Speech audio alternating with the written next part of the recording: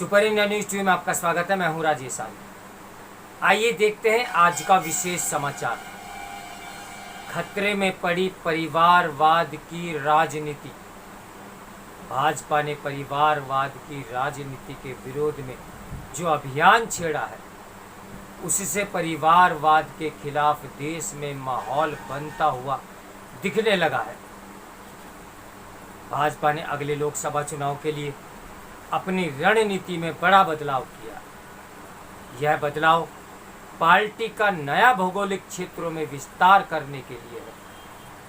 भाजपा को लग रहा है कि वंचित वर्ग को अपने साथ जोड़ने, सामाजिक समीकरण बिठाने और सुशासन पर अपनी पहचान स्थापित करने में वह कामयाब रही है। इसके अलावा सांस्कृतिक राष्ट्रवाद के मुद्दे पर भी अब उसे चुनौती देने की स्थिति में कोई दल नहीं है। अब पार्टी की चुनौती परिवारवादी क्षेत्रीय दल है। इन्हें पराजित किए बिना भाजपा सही मायने में राष्ट्रीय पार्टी नहीं बन पाएगी। दक्षिण में तमिलनाडु, केरल, आंध्र प्रदेश, तेलंगाना और पूरब के बंगाल, बिहार एवं ओडिशा में से 5 राज्यों में उसकी न तो कभी सरकार बनी और न ही वह सरकार बनाने के निकट पहुंची। बिहार ओडिशा में वह सत्ता साझेदार तो रही, मगर कभी अपना मुख्यमंत्री नहीं बनवा पाई। ये सभी राज्य ऐसे हैं जहां भाषाई क्षेत्रीय अस्मिता बाकी सब मुद्दों पर भारी पड़ते हैं। भाजपा के जो कोर मुद्दे हैं, उनके जरिए वह जहां तक पहुंच सकती थी लगभग पहुंच चुकी है। इससे आगे विस्तार के लिए उसे नए रास्ते, नए नारे और नई रणनीति की जरूरत है। प्रधानमंत्री मोदी के व्यक्तित्व का एक विशेष गुण है कि इसका चाणक्य नीति से सीधा संबंध है। यह है कि कछुए की तरह व्यवहार करना। जैसे कछुआ अपने शरीर को उतना ही अंग बाहर निकालता है जितनी जरूरत होती है, उसी तरह मोदी अपनी रणनीति के बारे में उतना ही बताते हैं जितनी उस समय जरूरत होती है। ये पिछले 8 साल से परिवारवाद की बात कर रहे हैं। अपनी पार्टी में इसे रोकने का लगभग सफल प्रयास कर चुके हैं। भाजपा में वह जो कर रहे हैं वह परिवारवाद को रोकने की कोशिश है, लेकिन समस्या की जड़ परिवारवाद नहीं, वंशवाद है। हालांकि यह भी सच है कि वंशवाद की शुरुआत होती परिवारवाद से ही है।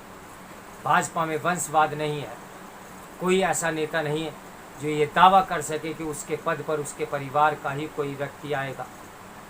मोदी की योजना वास्तव में कांग्रेस के क्षेत्रीय दलों तक पहुंचने की है।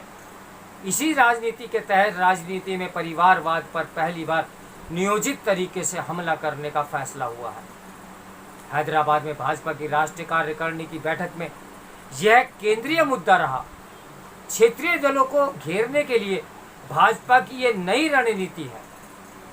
8 साल तक कांग्रेस मुक्त भारत अभियान चलाने के बाद भाजपा की निगाह अब क्षेत्रीय दलों पर है। क्षेत्रीय दलों का सबसे कमजोर पक्ष है उनका परिवार। पर मोदी जो कर रहे और कह रहे हैं वह केवल परिवार तक सीमित नहीं है। परिवारवादी पार्टियों के नेताओं का सामंतवादी रवैया और रहन सहन दूसरी पीढ़ी आते आते आम लोगों को खटकने लगता है। बात इतनी ही होती तो शायद गनीमत होती, पर मामला उससे और आगे चला गया। मोदी और भाजपा को समझ में आ गया कि विधानसभा चुनाव में पार्टी का सांस्कृतिक राष्ट्रवाद, सुशासन, केंद्रीय योजनाओं का असर और सामाजिक गठजोड़ एक सीमा के बाद असर नहीं डालता।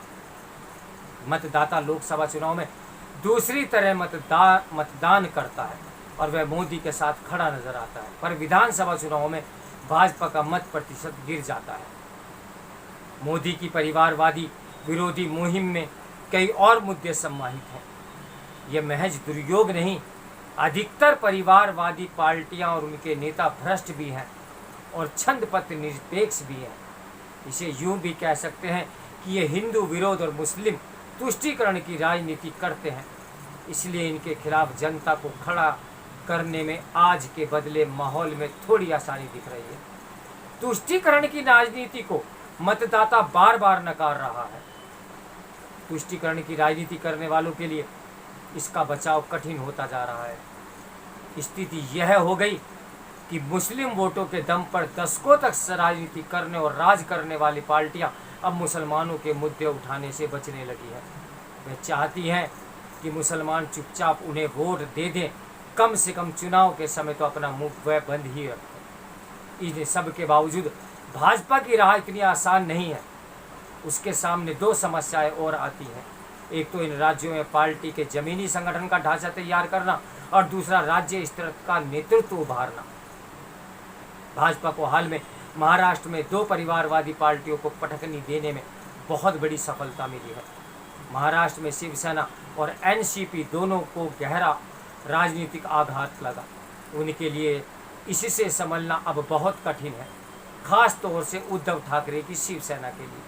आने वाले लोकसभा और विधानसभा चुनाव में शिवसेना को ठाकरे परिवार से मुक्ति मिल जाए तो आश्चर्य नहीं होना चाहिए। महाराष्ट्र के बाद भाजपा की नज़र अब तेलंगाना पर है। इस साल गुजरात और हिमाचल में विधानसभा चुनाव है। इसके बावजूद भाजपा ने कार्यकारिणी बैठक हैदराबाद में की। भाजपा को साफ दिख रहा है कि तेलंगाना के केसीआर की सरकार और परिवार दोनों के प्रति आम लोगों में नाराजगी अब बढ़ रही है। परिवारवाद पर प्रधानमंत्री के हमले का असर इतनी जल्दी दिखना शुरू हो जाएगा, इसकी उम्मीद नहीं थी। चंद्रशेखर राव की बौखलाहट तो कुछ दिनों से दिख रही है। नई आवाज़ उठी है तमिलनाडु से। धर्ममुख नेता ए राजा ने भाजपा और केंद्र सरकार को चेतावनी दी है कि वे उनकी पार्टी को अलग तमिल देश की मांग के लिए मजबूर न करें। उधर बंगाल में ममता बनर्जी ने भाजपा के खिलाफ जिहाद का ऐलान किया है। एक बात तो स्वीकार करनी पड़ेगी कि परिवारवाद के खिलाफ देश में माहौल बन गया है। चूँकि भाजपा परिवारवाद को मुख्य राजनीतिक विमर्श के रूप में स्थापित करने में कामयाब रही है, इसीलिए परिवारवादी राजनीति के पैरोकार सक्रिय हो गए हैं। तर्क दिया जा रहा है कि मोदी के परिवार मुक्त राजनीति के नारे का वास्तविक लक्ष्य विपक्ष मुक्त राजनीति है।